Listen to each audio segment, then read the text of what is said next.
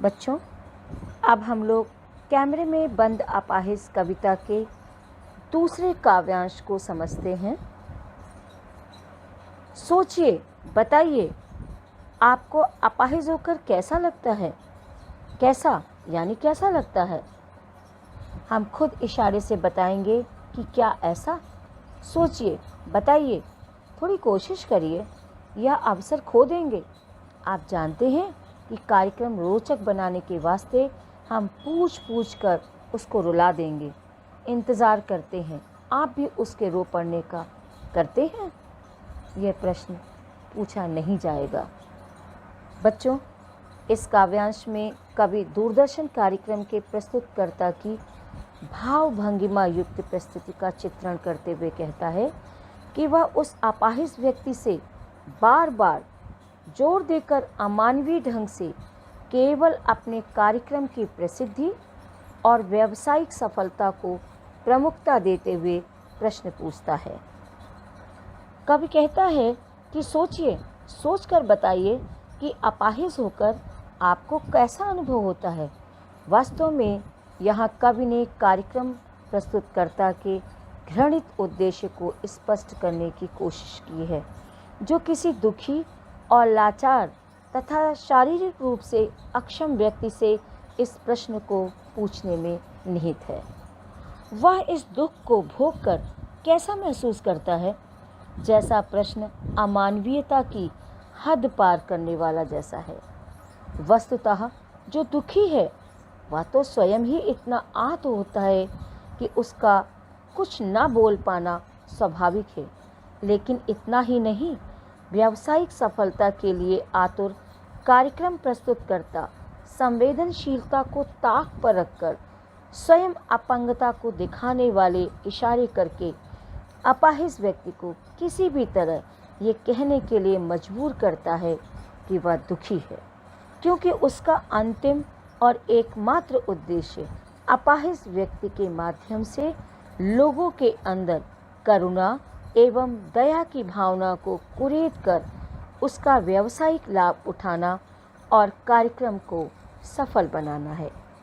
कार्यक्रम को प्रस्तुत करने वाला उसके अपाहिजपन को नाटकीय और हास्यास्पद बना देता है।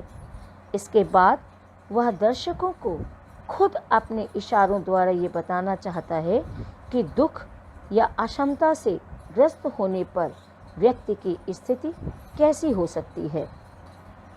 वह अपाहिज व्यक्ति से बार बार प्रश्न करके उसके अपाहिजपन का एहसास कराकर उसे बोलने और रोने पर मजबूर करते हुए कहता है कि अपंगता को दर्शाने और बताने का यह बेहतर मौका है जो नहीं रोने पर अपाहिज व्यक्ति के हाथ से निकल जाएगा।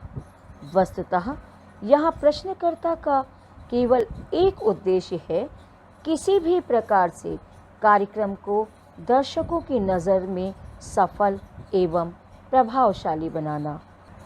बच्चों, कवि यहाँ स्पष्ट करना चाहता है कि टीवी कैमरे के सामने बैठा अपाहिज व्यक्ति अपनी शारीरिक अक्षमता या दुर्बलता से संभवतः परेशान नहीं हो, उसके मन में कमज़ोरी का एहसास नहीं हो, तो भी कार्यक्रम पेश करने वाले जबरन उसे इसकी याद दिलाएंगे, क्योंकि जब वह रोएगा, दुखी होगा, तभी इसे प्रस्तुतिकरण और कार्यक्रम दोनों की सफलता का माना जाएगा।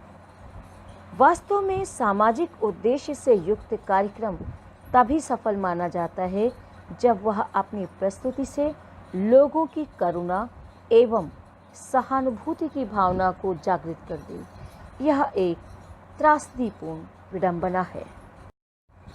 बच्चों, अब हम लोग कैमरे में बंद अपाहिज कविता के तीसरे काव्यांश को भाव को समझेंगे। इसकी पंक्तियाँ इस प्रकार से हैं। फिर हम पर्दे पर दिखलाएंगे फूली हुई आँख की एक बड़ी तस्वीर, बहुत बड़ी तस्वीर, और उसके होठों पर एक कसमसाहट भी। आशा है आप उसे उसकी अपंगता की पीड़ा मानेंगे। एक और कोशिश। दर्शक, धीरज रखिए। देखिए, हमें दोनों एक संग रुलाने हैं, आप और वह दोनों। कैमरा बस करो, नहीं हुआ, रहने दो, पर्दे पर वक्त की कीमत है। अब मुस्कुराएंगे हम। आप देख रहे थे सामाजिक उद्देश्य से युक्त कार्यक्रम, बस थोड़ी ही कसर रह गई। धन्यवाद। बच्चों, यहाँ कभी दूरदर्शन पर अपंग व्यक्ति के बड़े बड़े चित्र और प्रतिमाएं दिखाते हुए मीडिया कर्मियों की असंवेदनशीलता को दर्शाता है। कभी कहता है कि कार्यक्रम का प्रस्तुतकर्ता पर्दे पर फूली हुई आंख की बड़ी तस्वीर दिखाने और अपाहिज व्यक्ति के होठों की कसमसाहट अर्थात पीड़ा को कह पाने और न कह पाने के बीच उसके चेहरे पर उभरा असमंजस, दुख, बेचैनी को दर्शकों को दिखाने की बात करते हुए दर्शकों से उसे ही अपाहिज व्यक्ति के अपाहिजपन से उत्पन्न वास्तविक पीड़ा मानने के लिए कहता है। उसकी दृष्टि में कार्यक्रम तभी सफल माना जाएगा जब अपाहिज व्यक्ति और दर्शक दोनों की ही मनोदशा या मना स्थिति एक जैसी हो जाएगी।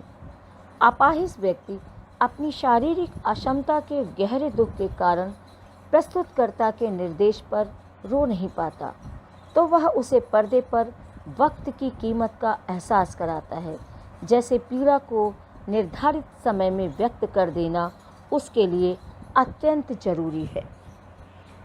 कवि के अनुसार टेलीविज़न पर वक्त की कीमत के बारे में बताकर और अपाहिज की पीड़ा को कुरेद कर उसे रुला देने के पीछे कार्यक्रम के निर्माताओं का केवल एक ही उद्देश्य है, कार्यक्रम की व्यावसायिक सफलता और लोकप्रियता। पीड़ित व्यक्ति की मानसिक अवस्था और संवेदना से उनका कुछ लेना देना नहीं होता। इस तरह सारे सामाजिक नारे और कार्यक्रम व्यावसायिक प्रचार प्रसार में तब्दील कर दिए जाते हैं। एक संवेदनशील समाज के लिए यह अत्यंत खतरनाक और भयावह स्थिति है, क्योंकि इससे अमानवीय एवं त्रासद स्थितियां पैदा होती हैं, जो सभ्य समाज एवं संवेदनशील मनुष्य दोनों के लिए समान रूप से कष्टदायी हैं।